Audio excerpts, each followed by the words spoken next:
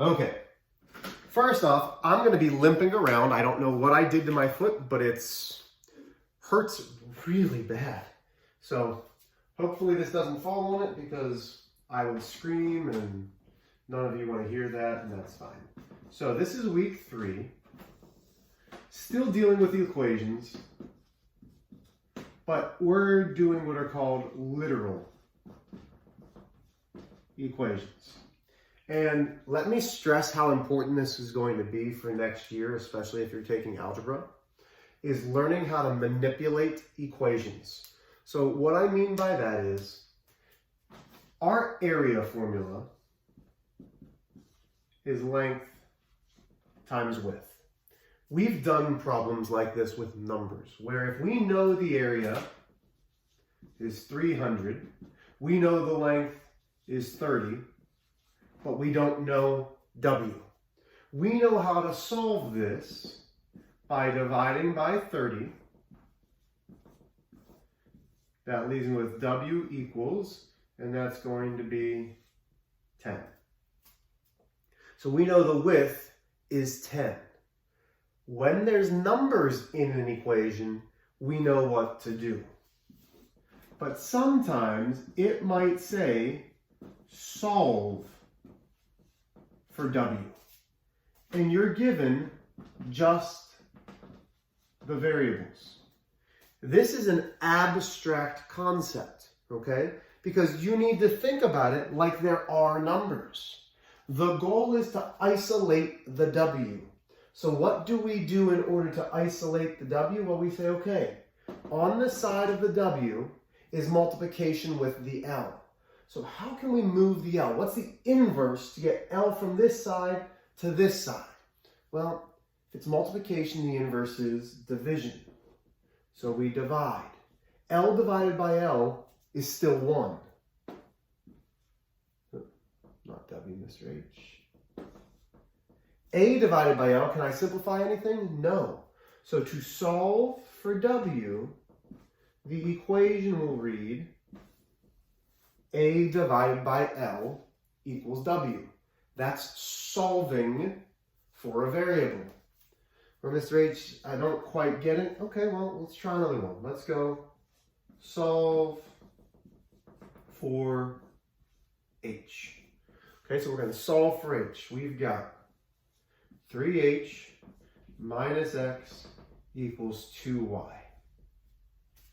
Okay, so again, everything about this is the same as an equation. I'm going to make my balance point. We are dealing with nothing but inverse operations. The goal is to get H by itself. That means whatever term the H is in gets touched last. So we need to move a minus X first. In order to move a minus X, the inverse of minus X is adding X.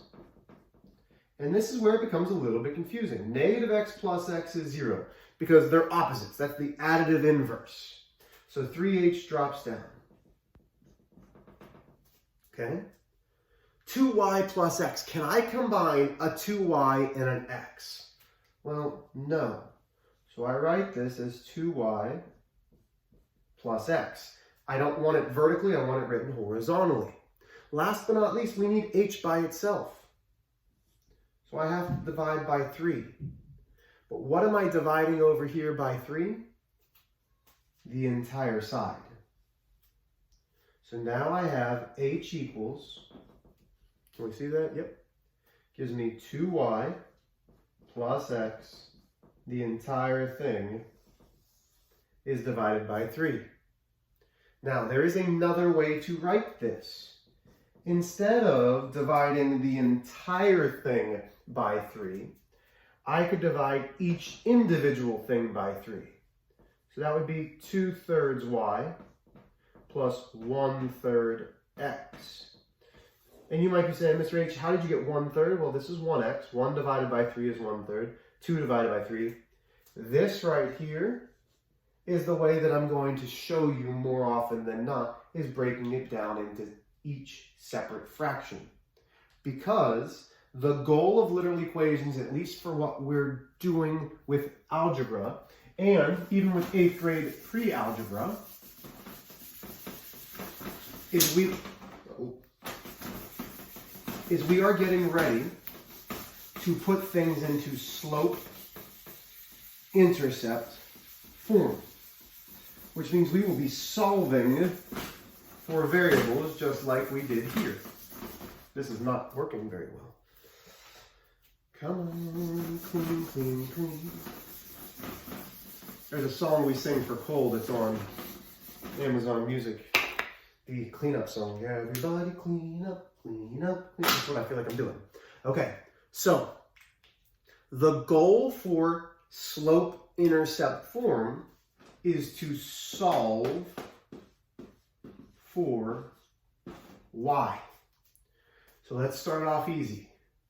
3x minus 2y equals 6.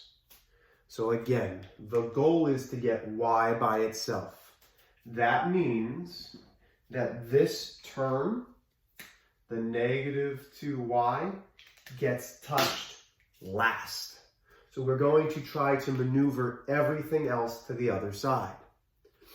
9 times out of 10, you will start by adding or subtracting. This is a positive 3x minus 2y. How do I move a positive 3x? Well, to isolate, to get rid of the 3x, to balance it out, we have to subtract 3x from both sides. 3x minus 3x is 0. That's why I can do that. So this whole term comes down, negative 2y equals. Now, could I put 6 minus 3x? Yes. I'm going to get you in the habit of keeping your x term closest to the equal sign. So it's minus 3x. It's going to stay minus 3x. What kind of 6 is it? Is it negative? Is it positive? In this case, it is positive.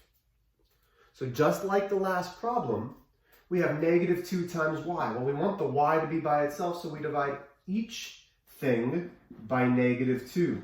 Could I divide everything by negative 2? Yes, but I want you getting in the habit of dividing each individual term by negative 2. Why, Mr. H? So this leaves me with a y. A negative divided by a negative is positive. So there's reason number 1. Because the negative divided by a negative is positive. This gives me a different fraction. But even more important over here, 6 divided by negative 2 can be simplified to negative 3. So we've just solved for y, and I'm telling you, you're going to keep getting these extension videos. This is slope-intercept form. Even though you don't know what slope-intercept form is, y equals mx plus b is our slope-intercept form. We're going to want to solve for y. So let's solve another one for y. Let's go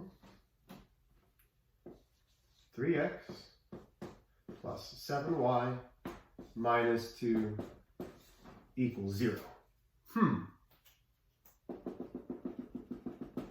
So the goal is to solve for y.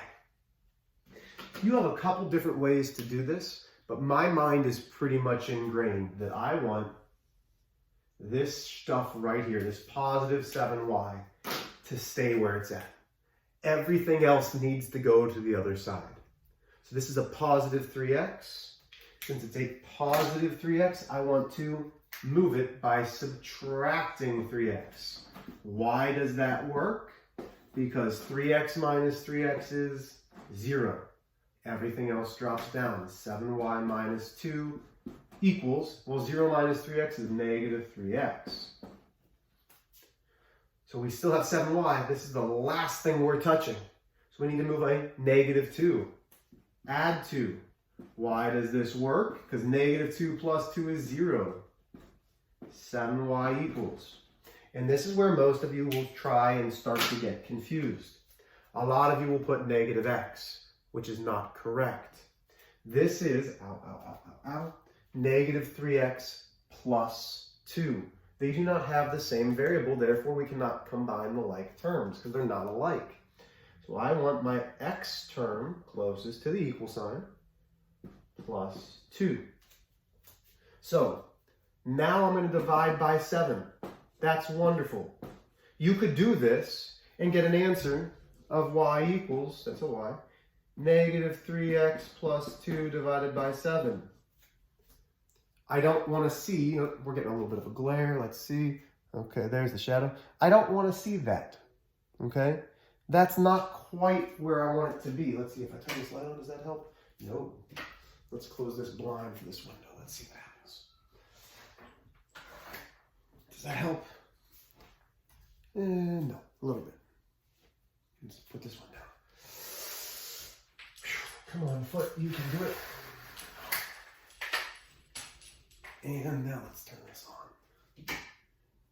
That might help. Okay. So I don't want to see this. I'd like to see you divide each individual thing by 7. So this is going to get divided by 7. This is going to get divided by 7. So negative 3 sevenths x plus 2 sevenths. These are equivalent, but this is the way that I'd like to see it done.